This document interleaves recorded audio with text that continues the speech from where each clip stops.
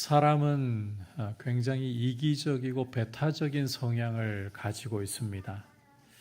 하나님께서는 인간을 선하고 아름답게 창조하셨지만 죄가 들어오고 인간이 타락함으로써 인간은 이기적이고 배타적인 성향을 가지게 되었습니다. 인류애를 부르짖고 평화를 부르짖지만 여러분 세상 돌아가는 것을 보십시오. 자국의 이익을 위해서라면 다른 민족을 짓밟는 것, 힘이 있으면 다른 이들을 짓밟는 것이 어렵지 않은 세상입니다. 세상사가 증명하는 것이 우리는 본질적으로 죄가 들어온 이래 본질적으로 이기적이고 배타적이라는 거예요. 오늘 말씀은 주님께서 다시 갈릴리 호수에 이르셔서 행하신 이적들 두 가지를 보여주고 있습니다. 주님은 두로 지방에서 나오셔서 시돈 지방을 지나 데가볼리 지역을 통과하셔서 갈릴리 호수에 이르셨다. 31절 말씀에서 그 배경을 보여주고 있는데 좀 간단하게 말씀드리면 오늘 말씀의 배경이 데가볼리라는 지역, 이전에 우리 주님이 군대 귀신 들려 있던 광인, 그 사람을 치료하셨던 지역이라고 여러분께서 이해하시면 되고요. 이 지역은 주로 이방인들이 거주하던 지역이다. 이게 오늘 말씀의 배경이라는 걸 염두에 두셔야 합니다. 이곳 데가볼리에서 주님은 두 가지 이적을 행하시는데 첫 번째는 귀 먹고 말 더듬는 자를 치료하시고 두 번째로는 칠병이어를 가지고 7개의 떡과 물고기 2마리를 가지고 4,000명을 먹이신 이적을 행하신 것입니다. 이제 우리가 말씀을 함께 살펴보면서 주시는 메시지 듣도록 하겠습니다. 주님이 데가볼리 지역에 오셨을 때에 32절에서 보듯이 사람들이 귀 먹고 말 더듬는 자를 데리고 와서는 그에게 안수해 주시기를 간구했습니다. 귀 먹고 말조차 거의 할 수 없기 때문에 이 사람 스스로는 예수님에 대한 소문을 들을 방법도 없고 예수님께 나와 자기를 치료해 주시기를 간구할 수조차 없었습니다.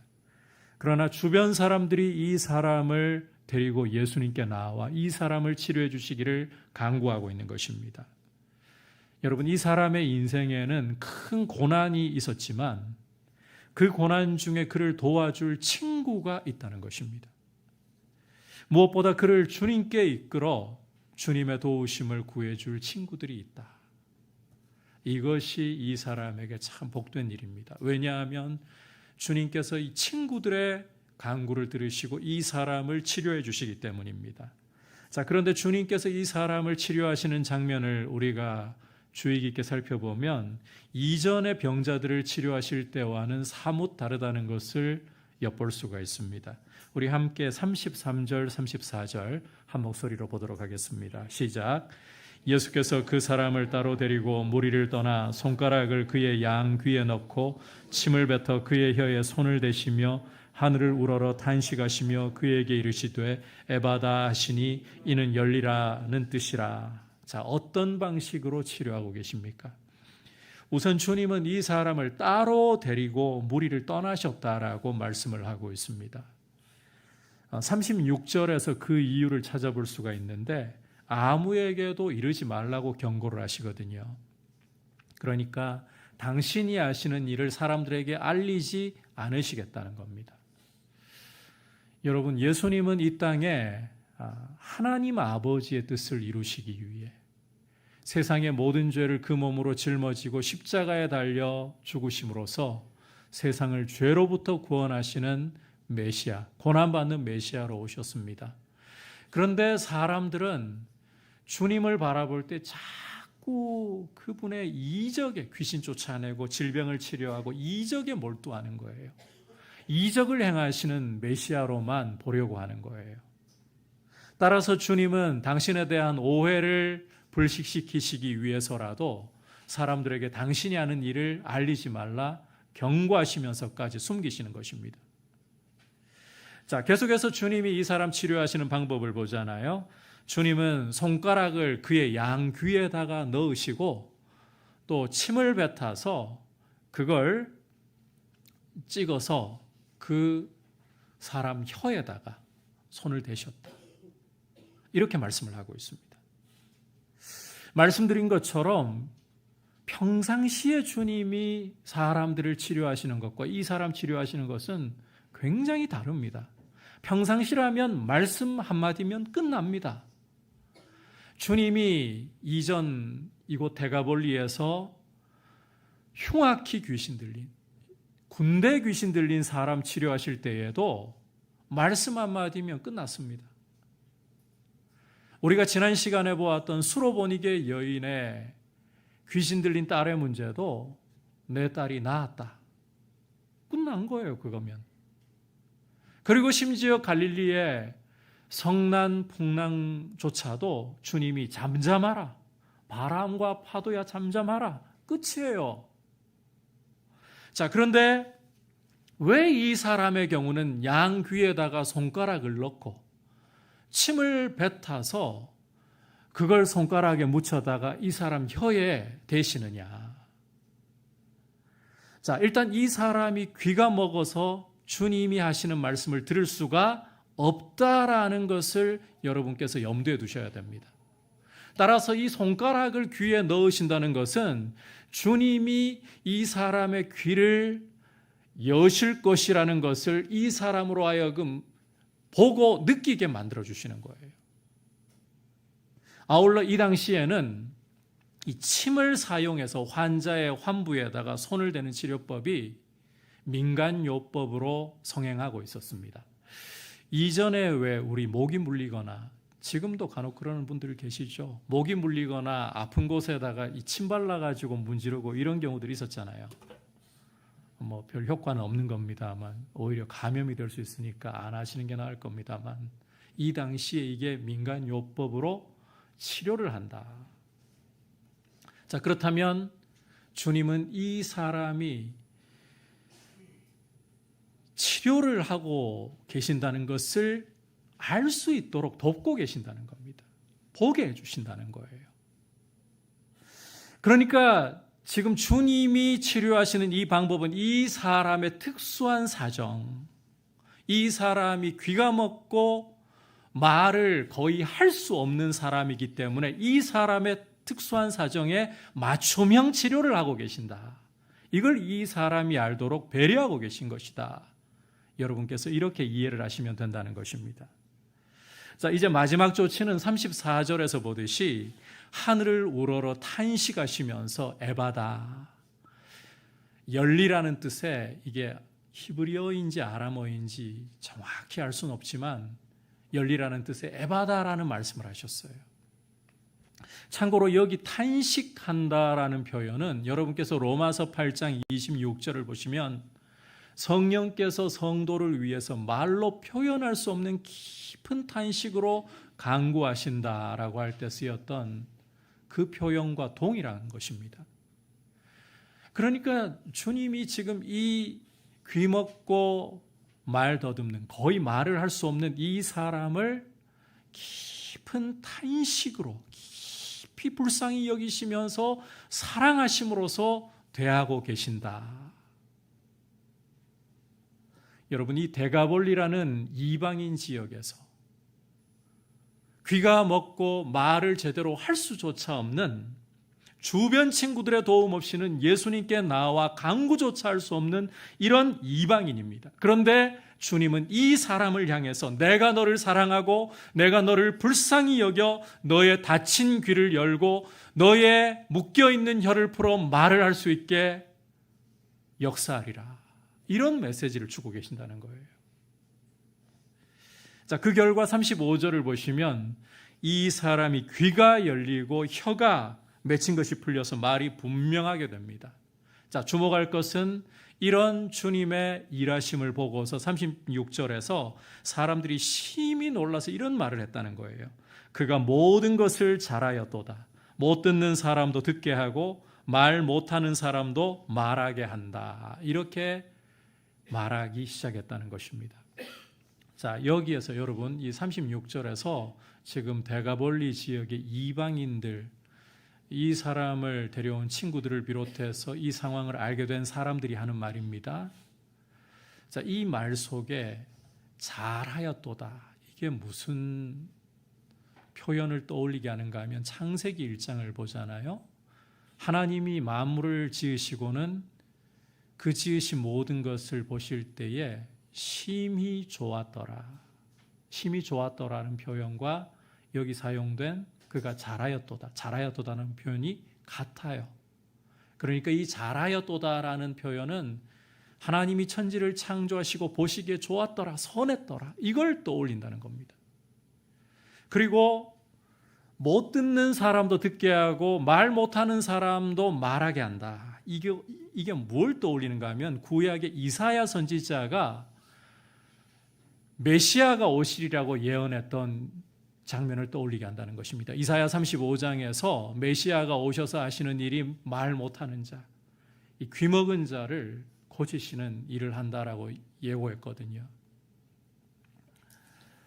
그러니까 주님은 이방인들에게도 당신이 창조주 하나님이 되시고 옛 선지자 이사야가 오리라고 예고했던 그 메시아가 되신다. 이 사실을 지금 이 사람을 고치시는 이적을 통해서 분명하게 나타내 보여주고 계신다는 것입니다.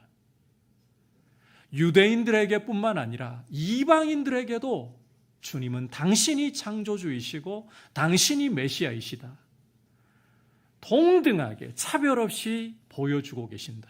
그처럼 이방인들을 불쌍히 여기시고 동등하게 사랑하고 계신다. 이게 지금 이 이적을 통해 드러나고 있는 메시지라는 것입니다. 자, 이제 이어지는 8장 내용은 칠병이어라고 불리는 이적입니다. 떡 7개와 물고기 2마리로 이방인들 4,000명을 먹이신 사건인데, 여러분께서 내용을 읽어보시면 오병이어 이적과 거의 흡사하다라는 것을 발견하실 수가 있습니다. 자, 오늘 말씀에는 전혀 그런 설명이 없는데 이방인을 먹이셨다라는 거 어떻게 알 수 있느냐고요. 우선 여러분께서 이 장소를 보시면 이동이 없어요. 데가볼리 지역이라는 것 그대로 진행이 되고 있고, 이 칠병이어 이적에 사용되어 있는 표현들이 이방인들이 그 대상이라는 것을 떠오르게 만들고 있습니다. 자, 먼저 여러분께서 8장 2절 끝부분을 보시면 사흘이라는 표죠. 이 표현 사흘. 자, 그 다음에 3절 끝부분을 보시면 멀리서 온 사람들, 멀리서 온 사람들. 그리고 5절과 8절에서는 7개의 떡과 7 광줄이라는 표현이 쓰이고 있는데, 이런 표현들이 바로 이방인들을 떠올리게 한다는 것입니다. 자, 먼저 여러분 사흘, 멀리서 온 사람들, 7개의 떡. 자, 이것은 구약 성경 가운데 여호수아 9장을 떠올리게 하는데, 가나안 정복 전쟁 당시에 기브온 주민들이 위장하고 이스라엘과 화친하기 위해서 나아왔던 장면을 떠올려 줍니다. 여러분께서 여호수아 9장을 읽어보시면 이 가나안 부족들 가운데 기브온 부족들, 이들이 진멸당하지 않기 위해 이스라엘과 화친하기 위해 멀리서 온 사람들인 것처럼 위장하고 나옵니다. 그때 이들이 가지고 온 게 곰팡이가 핀 떡이었어요. 하나님께서 가나안에 대해서 이스라엘에게 주신 명령은 가나안 부족들 진멸하라는 것입니다. 그래서 진멸당하지 않기 위해 이들은 멀리서 온, 먼 나라에서 온 사람들인 것처럼 꾸미는데, 그 증거물로 곰팡이가 핀 빵 덩어리를 내세웠다는 거예요. 여기 보십시오. 멀리서 온 사람들. 곰팡이가 핀 빵. 자, 그런데 여호수아와 이스라엘 장로들은 이것에 속아서 멀리서 온 사람들인 줄 알고 여호와의 이름으로 그들을 받아주기로 맹세를 합니다. 자, 사흘이 지난 후, 보십시오. 사흘이 지난 후 이제 이 사람들이 인근 기브온 부족이라는 것이 드러났어요. 그러나 이스라엘은 더 이상 이들에게 손을 댈 수가 없었습니다. 왜? 여호와의 이름으로 이들을 살리겠다라고 맹세했기 때문이었습니다. 이렇게 함으로써 원래는 저주받아 진멸되어야 할 기브온 족속이었지만 이들은 이스라엘에 용납받고 받아들여지게 된 것이었습니다. 심지어 후일 사울이 이스라엘을 위한다는 명목하에 이 기브온 족속을 박해하고 멸하려고 했습니다. 그때에 하나님께서는 그 억울함을, 이 기브온 족속들의 억울함을 다윗을 통해 풀어주실 정도로 이 기브온 족속을 하나님의 백성으로 용납하셨던 거예요. 이처럼 기브온이 이스라엘과 화친을 맺기 위해 나아왔을 때 사용된 표현 보십시오. 멀리서 온 사람들, 빵 덩어리, 그리고 사흘이라는 표현입니다.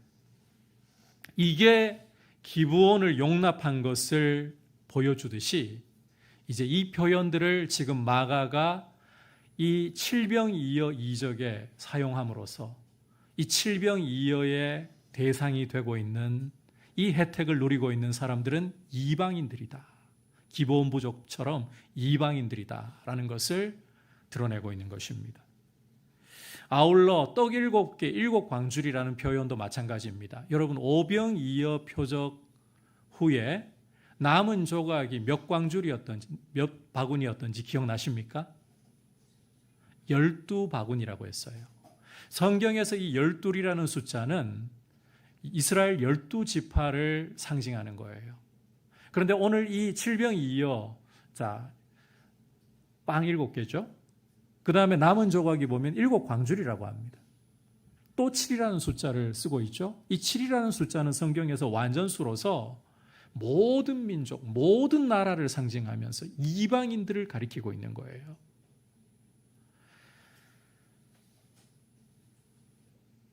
그런데 여러분, 이제 이렇게 큰 무리가, 이방인 큰 무리가 주님께 모여들었는데 주목할 것은 주님이 이들을 어떤 눈으로 바라보고 계시느냐, 어떤 마음으로 바라보고 계시느냐 하는 점입니다. 우리 함께 2절과 3절, 8장 2절과 3절 한 목소리로 보도록 하겠습니다. 시작. 내가 무리를 불쌍히 여기노라. 그들이 나와 함께 있은 지 이미 사흘이 지났으나 먹일 것이 없도다. 만일 내가 그들을 굶겨 집으로 보내면 길에서 기진하리라. 그 중에는 멀리서 온 사람들도 있느니라. 자, 이 말씀을 읽어보시면 주님은 당신에게 모여든 큰 무리를 어떻게 하셨다? 불쌍히 여기셨다라고 그들을 긍휼의 눈으로 바라보고 계십니다. 이들이 이방인들이라는 사실에도 불구하고 주님은 조금도 꺼리시거나 이들에 대해서 유대인들과 차별을 두고 계시지 않습니다. 앞서 오병이어 당시에 주님께 모여들었던 유대인들에 대해서 우리 주님이 불쌍히 여기시는 그 모습 보여주셨거든요. 그것과 똑같이 이들 이방인 큰 무리조차도 주님은 불쌍히 여기신다는 거예요. 그들의 육체적인 필요까지 염려하고 계십니다. 이들이 내게 몰려들어서 말씀을 듣고 치유받고 그게 벌써 사흘째다. 만약 이들 굶겨 보낸다면 가는 길에 기진할까 염려가 된다. 이방인이지만 조금도 못하게 대하시는 흔적 자체를 볼 수가 없습니다. 자, 이어지는 이적의 내용에서도 마찬가지입니다. 오병이어와 다를 바가 없습니다. 제자들은 우선 제자들 반응부터가 똑같아요. 이 광야 어디서 떡을 얻어서 이 사람들로 배부르게 할 수 있겠습니까? 의문을 표현하고 있고 주님은 너희에게 떡 몇 개가 있느냐 물으시고는 7개가 있다는 대답을 들으시자 이 무리를 앉게 하시고 떡을 가져서 축사하신 후에 떼어서 제자들에게 나누시면서 무리에게 주게 하십니다. 똑같습니다. 내용이 오병이어 때와 다르지 않습니다. 다만 차이가 있다면 자 7병이어로 무리 4,000명을 먹이셨다. 그리고 남은 조각이 7광줄이다. 이 정도밖에 없습니다. 자, 그렇다면 이제 여러분 이 7병이어 이적을 통해서 주시고자 하는 메시지가 근본 오병이어 때의 메시지와 다르지 않다는 이야기를 하고자 하는 거예요.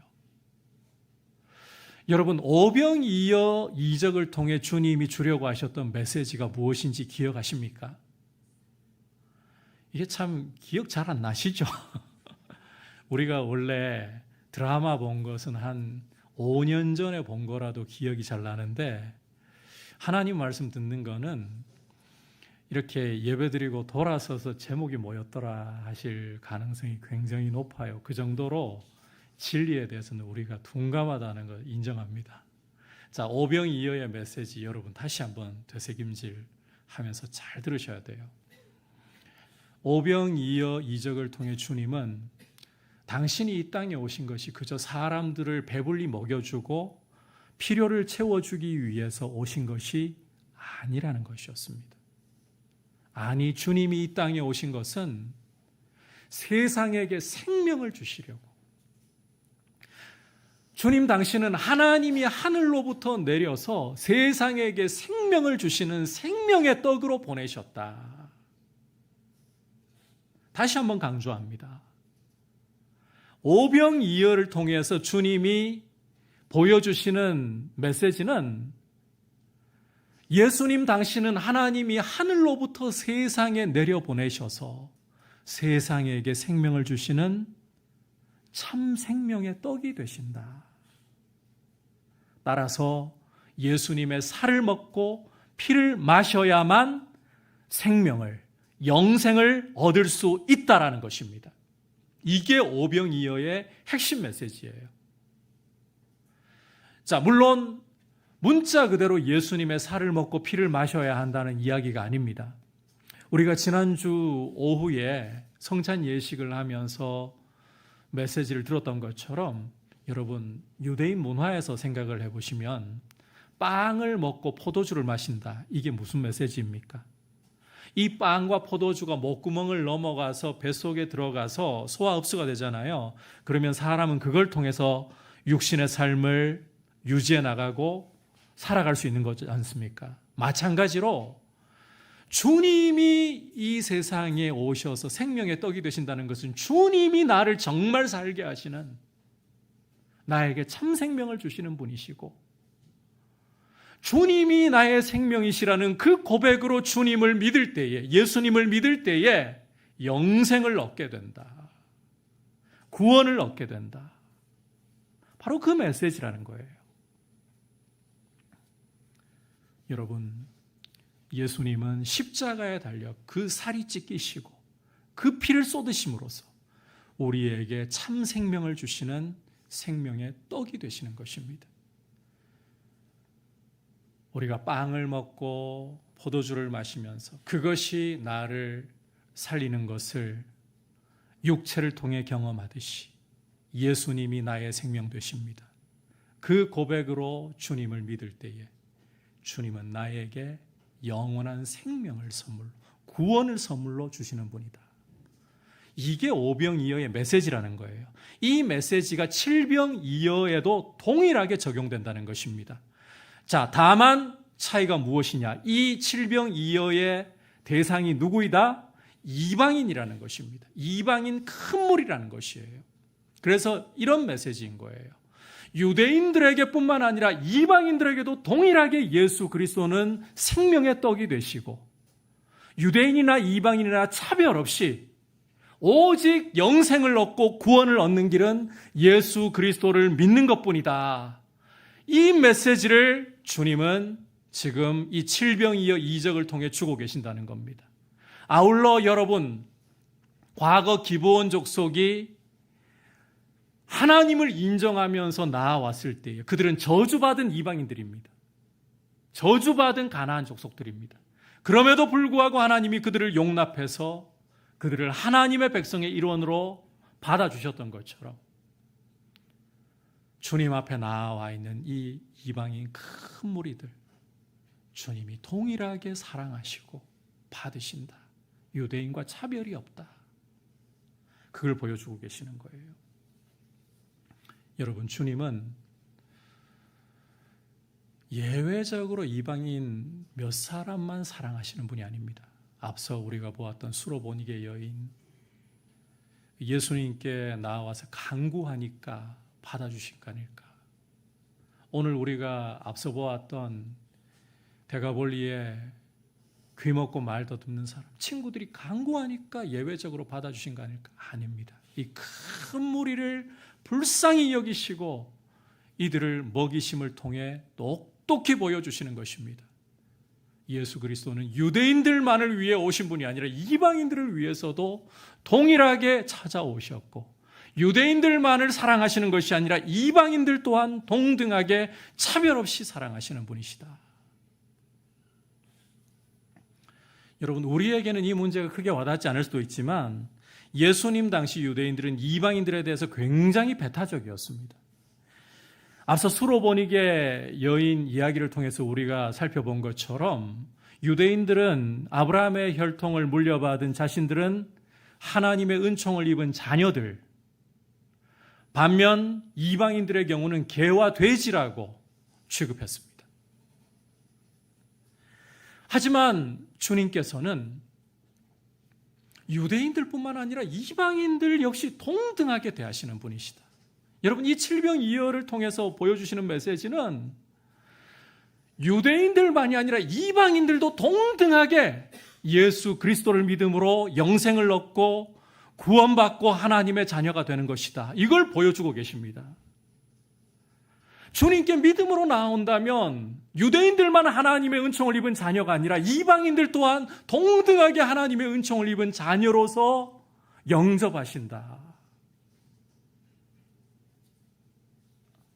이걸 주님께서는 지금 이 두 차례의 이적을 통해서 이방인 개인뿐만 아니라 큰 무리까지도 주님이 믿음으로 나올 때에 유대인과 똑같이 하나님의 자녀로 영접하신다. 차별하지 않으신다. 그렇게 보여주고 계시는 거예요. 이 메시지를 지금 이 이적을 경험한 사람들만 들으라고 하시는 게 아닙니다. 제자들이 들어야 되는 거예요. 제자들이. 그리고 유대인이라는 이 벽을 넘어서, 이 배타성의 벽을 넘어서 복음을 이방인들에게 전해야 하는 것입니다. 마태복음 28장을 보시면 우리 주님이 부활하신 후에 승천하시면서 소위 지상명령, 가장 높은 명령을 주시는데, 하늘과 땅의 모든 권세를 주셨으니 너희는 가서, 그 다음이 굉장히 중요합니다, 모든 민족으로 제자를 삼아라고 하셨습니다. 모든 민족으로 제자를 삼아. 주님이 승천하시면서 이 땅에서 마지막으로 주시는 유언과도 같은 중요한 명령, 그래서 우리는 지상명령이라고 합니다. 지극히 높은 명령, 가장 높은 명령. 그 지상명령에서는 가서 모든 민족으로 제자를 삼아라고 하셨어요. 오순절 성령께서 강림하셔서 베드로가 성령 충만해져서 예루살렘에 명절에 모여든 사람들에게, 오순절에 모여든 사람에게 말씀을 전하면서 회개하고 주 예수를 믿을 때에 너희가 성령을 선물로 받을 것이다. 그러면서 베드로는 자신의 입으로 이런 선언을 합니다. 이 약속은, 성령의 선물을 받는다는 이 약속은 너희와 너희 자녀와, 이건 유대인들을 가리키는 거예요. 또 먼데 사람이라는 것은 이방인을 가리키는 거예요. 곧 주 우리 하나님이 얼마든지 부르시는 자들에게 하신 것이라. 자기 입으로 선언을 했습니다. 여러분, 성령 충만했던 베드로가 자기 입으로 예수 믿어 성령을 선물로 받는 것은 유대인에게만 주어진 특권이 아니라 먼데 사람들, 이방인들까지도, 그리고 하나님이 부르시면 얼마든지 주어지는 약속이다. 자기 입으로 이야기를 했어요. 그럼에도 불구하고 베드로와 제자들은 유대인들에게만 복음을 전했습니다. 유대인이라는 이 배타성의 벽을 넘어가지를 못했습니다. 여러분, 초대교회가 이 배타성의 벽을 깨뜨리고 이방인들에게 복음을 전하게 되고 이방인 교회가 세워질 수 있었던 길이 무엇이느냐? 결코 스스로 할 수 있었던 것도 아니고 세월이 지나서 저절로 된 것도 아니었습니다. 주님이 스데반의 순교, 여러분께서 사도행전 7장을 보시잖아요. 스데반이 말씀을 전하다가 돌에 맞아 순교하게 되고 그로 인해서 예루살렘 교회의 박해가 연쇄적으로 일어나서 사도들 남고 나머지 성도들은 다 흩어집니다. 유대와 사마리아로, 그리고 사도행전 11장으로 건너가 보시면 저 멀리 수리아 지역의 안디옥까지 흩어지게 됩니다. 그런데 그 흩어짐을 통해서 안디옥으로 흩어졌던 사람들 가운데 헬라인에게도, 이방인에게도 복음을 전하는 사람들이 생겨났고 그들에게 주의 손이 역사해서 이방인 최초의 교회 안디옥 교회가 세워졌던 거예요. 그렇게 박해를 통해 흔들어 놓으셨기 때문에. 여러분, 베드로도 이 베타성의 벽을 넘어서는 게 그냥 스스로 안 되었습니다. 그를 통해서 죽은 도르가라는 여인까지 살아나는 역사가 일어났음에도 불구하고 그게 안 깨어졌어요. 어떻게 깨어지느냐? 베드로가 기도하는 중에 환상이 보입니다. 하늘로부터 바구니 같은 게 내려오는 환상이 보입니다. 그 안에 온갖 부정한 생물들이 들어있는데 베드로야, 잡아서 먹으라. 베드로가 뭐라고 반박하는가 하면, 주여, 내가 어려서부터 지금까지 부정한 건 내 입에 먹어본 적이 없습니다. 그런데 하늘로부터 또 음성이 들립니다. 하나님이 깨끗게 하신 것을 사람이 부정하다 하지 말라. 이게 3차례 반복되고 환상이 하늘로 거두어집니다. 그리고 난 후에 누가 문을 두드리느냐? 이방인 백부장 고넬료에게서 온 사람들이 베드로라는 분이 계십니까? 문을 두드립니다. 그래서 성령이 따라가라 하시는 음성을 듣고 가서 그들에게, 모여있는 이들에게 예수 그리스도의 복음을 전하는데 자기가 한 게 아무것도 없어요. 그냥 말씀만 전하고 있는데 성령이 이방인들에게 내려오시는 거예요. 이걸 보고 충격을 받아서 베드로가 이방인들에게도 구원 얻는 회개를 주셨다. 믿음을 주셨다. 그렇게 깨어지는 거예요. 그 정도로 우리 인간의 배타성, 이기심이라는 것은 강력하고도 강력한 겁니다. 여러분, 우리 이거 인정해야 됩니다. 우리 안에 이기심과 배타성 너무나 강력합니다. 흔들어 깨부시지 않으면, 주님이 우리 삶을 흔들어 깨부시지 않으시면 이거 우리 스스로 그냥 안 깨어집니다. 깨뜨릴 수도 없습니다. 나하고 마음이 맞고 나하고 통하는 사람하고만 관계하고 희덕거리려고 하지, 나하고 다른 사람에 대해서는 접근조차도 하기를 두려워하고 소통하려 하지 않습니다. 여러분, 이게 깨어져야 돼요. 그렇다면 성경에서 보듯이 주님이 이렇게 흔들어서 깨어주실 때까지 기다려야 되느냐? 아닙니다. 그렇게 하면 안 됩니다. 우리 편에서는 주님의 십자가를 붙들고 이 배타성의 벽을 깨뜨리기 위해서 몸부림을 쳐야 되는 것입니다. 에베소 교회에 보내는 편지에서, 에베소서에서 사도 바울은 분명히 보여주고 있습니다. 에베소서 2장을 여러분께서 읽어보시면 교회라는 공동체가 무엇인가를 보여주고 있는데, 교회는 결코 하나가 될 수 없는 두 세계, 유대인과 이방인이라는 이 하나가 될 수 없는 두 세계를 예수 그리스도께서 십자가에 흘리신 그 피로서 벽을 무너뜨리시고 한 새로운 사람으로 만드신 것이다. 여러분, 교회라는 게 무엇인지를, 교회가 무엇인지를 성경을 통해 우리는 똑똑히 알아야 됩니다. 교회는 결코 하나가 될 수 없는 두 세계인 유대인과 이방인조차도 그 사이에 막혀있던 담을 예수 그리스도께서 십자가의 피로서 허무시고, 그 벽을 허무시고 성령 안에서 한 새 사람으로, 하나의 새 사람으로 만드신 공동체, 성령이 거하시는 성전이라고 말씀하고 있습니다. 여러분, 그게 교회입니다. 그게 우리가 모여있는 이 공동체입니다.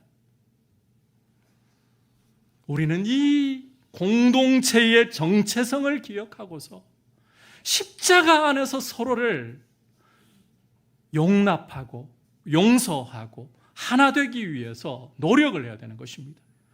이 정체성을 생각하면서 이 십자가 하나 되게 하심을 붙들고서 소통을 하려고 노력을 해야 되는 거예요.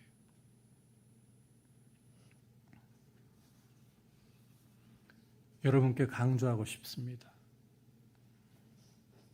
기질과 성향이라는 벽 뒤에 숨어서 외딴 섬이 되려고 하지 마십시오. 소통하는 법을 배워야 돼요. 이 배타성의 벽을 깨뜨리고 소통하는 법을 배워야 합니다. 소통은 여러분 기질과 성향 아닙니다. 기술입니다. 기술. 이건 제가 하는 이야기가 아니라 전문가가 하는 이야기예요. 전문가가. 소통은 성향 기질 아닙니다. 기술이에요. 기술. 소통이라는 것은 서로 다른 사람이, 내가 아닌 다른 사람이 나와 부딪히도록 공간을 열어주는 거예요. 그 속에서 서로 부딪히면서 깨어지고 깎이고 하면서 서로를 용납해가는 기술입니다. 기술. 제발 성향과 기질, 나는 원래 사람하고 대화하기 힘든 사람이고 낯선 사람 마주하는 거 어려워요. 여러분 앞에 서 있는 목사 원래 그런 사람입니다. 원래 사람 앞에 서서 말하는 거 되게 어려운 사람. 제가 대학생 때만 해도요, 여러분 정도의 인원도 필요 없습니다. 낯선 사람 한 사람만 제 앞에 두면 됩니다. 그것도 어른. 그러면 제가 하고 싶은 말을 하기가 어렵습니다. 많은 사람들 앞에 세워두죠. 머릿속에 무슨 말을 하려고 했던지 하얘집니다. 말을 잘 못합니다. 그런데 어떻게 여러분 앞에 이렇게 말씀을 전하고 낯선 분이 와도 어떻게 다가가서 인사하면서 이야기를 할 수 있느냐? 안 어렵냐? 어렵습니다. 지금도. 여전히 쉽지 않습니다. 그런데 목사의 자리에서요, 등 떠밀려서 하다 보니까 훈련이 된 거예요. 여러분, 이 소통이라는 것은 부딪혀야 돼요. 나하고 다른 사람과 접촉을 해야 되는 거예요. 교회는 하나님이 예수 그리스도의 십자가 안에서 나와 다른 사람들을 하나로 묶어주신 공동체입니다. 소통하려고 기질과 성향의 벽 뒤에 숨어 있지 말고 소통하려고 한 걸음씩 내디디십시오. 서로 어색할 수도 있습니다. 안녕하세요. 그 다음에 무슨 말을 해야 되지? 할 말이 생각나지 않을 수도 있습니다. 그러나 안녕하세요 하고 좀 어색해도 잠시라도 머물러 있는 시간과 공간을 좀 허락하십시오. 상대방도 어색하거든요. 나만 어색한 게 아니라. 그런데 그 시간 속에 조금씩 불편해도 조금씩 참고 기다리고 부딪히다 보면 조금씩 훈련이 돼요. 할수록 원활해집니다. 참으셔야 돼요. 아울러 여러분, 우리는 교회로서 세상과 소통할 줄 알아야 돼요. 교회는 너무 배타적입니다. 세상 눈에 보기에 지들끼리만 모여가지고 지들끼리만 놀고 있는 이기적인 집단, 배타적인 집단으로 보입니다. 여러분, 우리 한국 교회가 이렇게 추락하게 된 것은 배타적인 모습이 굉장히 지배적이고 크기 때문이에요. 교회가 원래는 우리 주님이 보여주신 이 기독교는 십자가 사랑으로 가장 낮은 사람들을, 멸시받는 사람들에게 섬기면서 다가갔습니다. 우리 주님이 접촉하신 사람들 보십시오. 왕궁에 태어나셔서 당시 헤롯 대제왕 만나려 하셨습니까? 아니 헤롯 대제에게는 죽임 당할 뻔하셨잖아요. 그 아들 헤롯 안티파스와 갈릴리 지역에 계시니까 나는 그 정도는 돼야 좀 만나지 그러셨습니까? 아니요. 갈릴리에 가난하고 멸시받는 사람들, 사회적으로 부정한 사람들, 그들을 고치시면서 그들의 친구가 되어주셨어요. 교회는 기득권과 너무 친합니다. 그러니 세상이 욕을 하죠. 세상과 소통하려 하지 않습니다. 생명의 주 예수 그리스도를 보여주어야 할 교회가 아니면 누구를 통해서 그리스도를 볼 수 있습니까?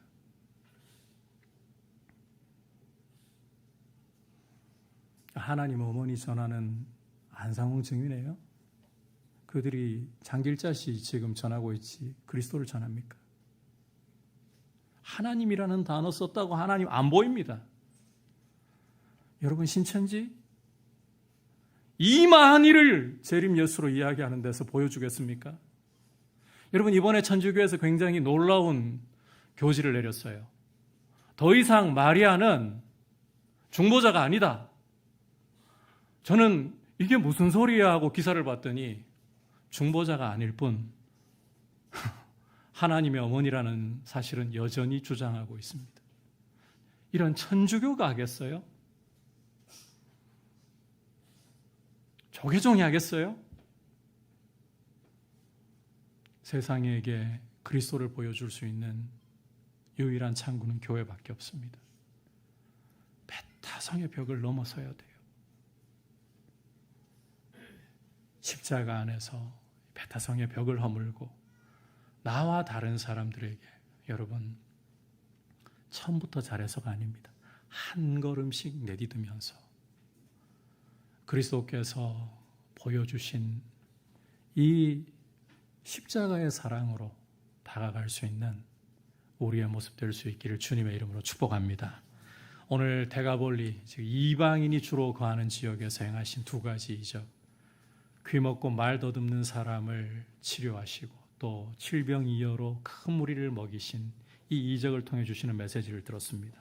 첫 번째로 주님은 유대인들뿐만 아니라 그들이 멸시하는 이방인들 역시 불쌍히 여기시고 그들에게도 생명의 떡이 되어 주시는 분이시다. 따라서 유대인이든 이방인이든 누구든 예외 없이 동등하게 생명의 떡이신 예수님을 믿어야 영생받고 구원을 얻는 것입니다. 두 번째, 교회는 십자가의 피로 유대인과 이방인이라는 이 벽을 허물어 한 세 사람이 되게 하신 공동체입니다. 따라서 십자가 안에서 서로 배타성의 벽을 허물려고 하고 소통하기를 힘써 연습하고 훈련함으로 하나됨을 이루어가야 합니다. 이런 귀한 공동체 되기를 축복합니다.